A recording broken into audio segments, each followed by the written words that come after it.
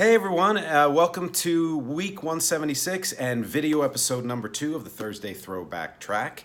As always, we're going through my collection, currently on my LPs, vinyl, albums, records, whatever you all want to call them, discussing some of my favorite music and how it's influenced the music I've done.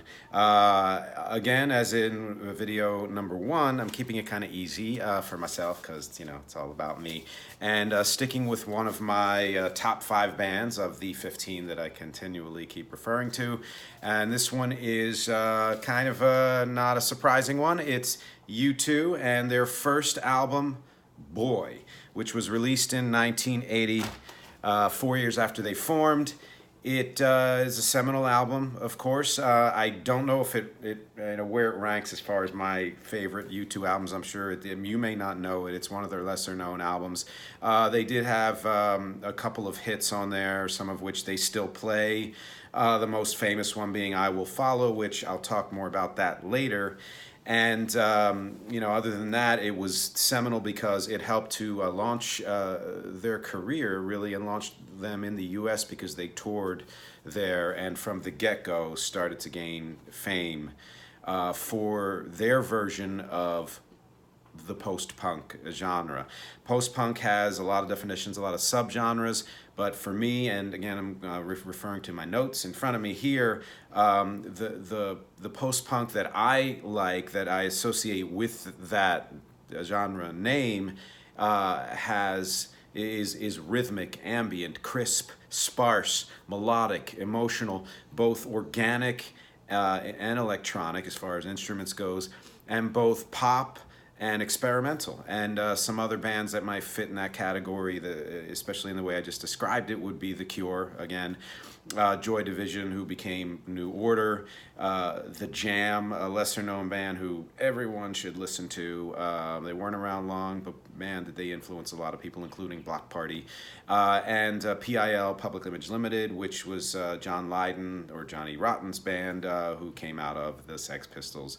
So in some ways, in a couple of these, at least, post-punk was literally post-punk. It was after one of them or more of the members had done punk and decided to branch out and make it a little bit, more eclectic. And that's where we are. So, again, U2 was another band like The Cure, like the Beatles, like Prince, that showed me what was possible in music. They introduced me to things that I hadn't heard before. Again, I was introduced to them by a good friend of mine from high school, and then I dug back into their old catalog. I think at the time, The Unforgettable Fire was out, and that I think still probably ranks as my favorite U2 album, or certainly in the top 3. And once I heard songs from that, I said, I have to hear the rest of this. And so at the time, I went to Full Circle Record Exchange, which anybody who grew up in South Jersey might know is one of the great indie record shops, and found as many old U2 albums as I could. And if I didn't go there, I went to Tower Records like everyone else. And because I'm kind of anal about certain things, I go in order. So I started with Boy, being their first album. What I liked about U2 is what I like about a lot of music, and what I try to bring to my music, which is they had, and they've talked about this in subsequent interviews, they had a reverence for what existed then in the 70s. They loved punk. They loved what was going on in the late 70s. They loved disco and funk and all that stuff. They also had a reverence for what came before. Some people who know them fairly well might liken them to The Who in terms of their big, bold sound, their emotionality, and certain other things. The fact that it was guitar centered and all of that, and yet through all of that, they without really maybe even thinking about it, made their own rules for what music could be, or for how to interpret everything that they were absorbing, which I think every artist does, and I just happen to find fascinating. I try to talk about that a lot in terms of my music, which is pretty much what this whole series is about. But to examine other artists and see where they came from and where they ended up going is just it's amazing. Even in their earliest incarnations, when they weren't quite fully formed, like on U2's Boy, you can still hear them as being them. You can hear, you know, their own unique take on music, their personality, their quirks. You can hear all the influences that they had, and you get a real strong sense of where they ended up going. I know that's kind of, you know, hindsight, vision, but it works. You really, if U2 isn't your favorite band, that's cool. Try it with a band you love and go back and listen to their first album and say, oh wow, yeah, I can hear elements from their 10th album or 5th album on that first album. It's actually pretty awesome. And I know they changed throughout the years. They added new elements. They de-emphasized some. They emphasized others. They got better at certain things. One thing I remember pretty famously in the late '80s, early '90s is Bono talking about his falsetto and how he wasn't all that good at it early on. And man, that became one of his go-tos throughout the '90s and beyond. So, you know, things like that. Great artists continuously grow. They continuously absorb, and they continuously kind of, you know, regurgitate what they know from a real, you know, kind of heartfelt and unique place. And you know, yet through all these changes, they're still U2, just the way the Stones are still the Stones. And you know, and the way I'm discovering by sharing with you on Saturdays my old songs, you know, in reverse chronology, that as many changes as I've gone through, I started with the same elements that I have now. I know there were certain things again, just like with U2, I've abandoned, or I've gotten better at, or I've emphasized or not, but all of those same elements are there, and they're really kind of the elements I listed in that first paragraph. Rhythmic, ambient, crisp, sparse, melodic, emotional, both organic and electronic, both pop and experimental. A lot of my production isn't as sparse as some of the post-punk bands. I like to layer a lot of layers, but not for everything, which I'll talk about a little later as well. Now, the subtitle for the text for this week 176 is what I do for music. And I just had a gig last night, so my voice is kind of tired, and we played a set of songs that we prepared, more or less, and the audience, the crowd, was a birthday party, loved it so much that they asked us to play more. And because it was a band that, we haven't quite done all this stuff before, we weren't sure where we were going, so we just took requests, and we either half knew it or didn't know it, or one of us knew it, and we just all jump in. So there were at least 5 songs last night that I played on stage that I had never played before in any capacity in my life, and it was one of the most fun gigs I've ever had. But some other illustration of what I do for music goes back to and refers back to U2, which is when I was in college. I had a friend in the acting program, Ralph Colombino, who had a band that almost got signed. It's a totally different story. They had some originals, one of which I love and hope to share someday, because I still have a cassette copy of it.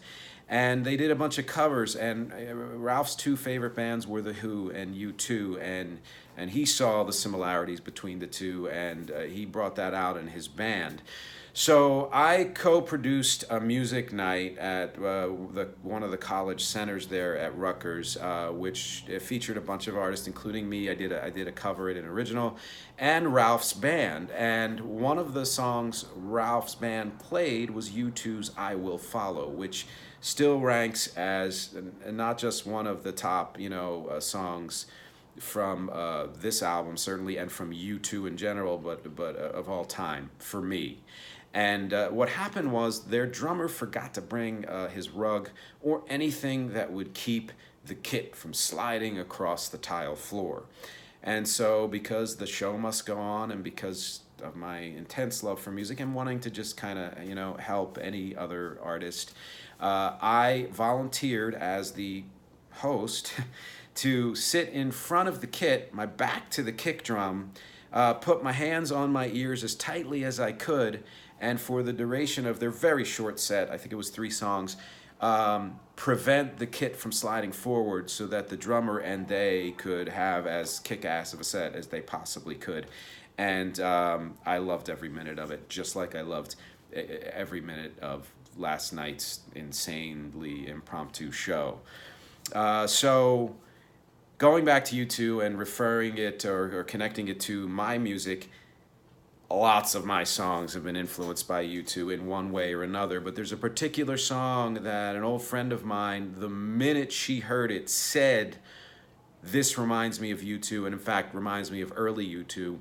I don't know if she referenced "I Will Follow," but in general, that's that's what she said, and I mean, it thrilled me because I know that the song I wrote came from a pretty specific and original place, but the way I produced it, I wanted it to have that energy. I don't know if I specifically thought of U2, but I know they were in my head in some way. And that song is called "Little White Lies," and it's from my EP "Distance to Empty." The links, again, are all at the bottom here, including a different version of what I just said. I urge you and welcome you to click the link for U2's Boy and explore that. Click the link for Little White Lies and listen to that. It's one of my personal favorites, especially from that that EP. And to tell me what your favorites from this album might be, what your favorites from U2 might be. If you don't like U2 at all, if there's another band that you have the same feeling about, I really want this discussion to continue week after week. So please, leave your comments. And don't forget, you can find all of the music that I share of mine on pretty much any streaming service, iTunes, Spotify, even YouTube, all of that. So please explore further. You can go to my SoundCloud page, which I often link. You can go to my Bandcamp page, which I often link. You can go to my website, nickdimatteo.com. I am more than happy to share anything with you personally as well if you have any requests. And as always, thank you for listening. Thank you for reading. Thank you for discussing. And until next week, this is Nick Dimatteo and the Thursday Throwback Track.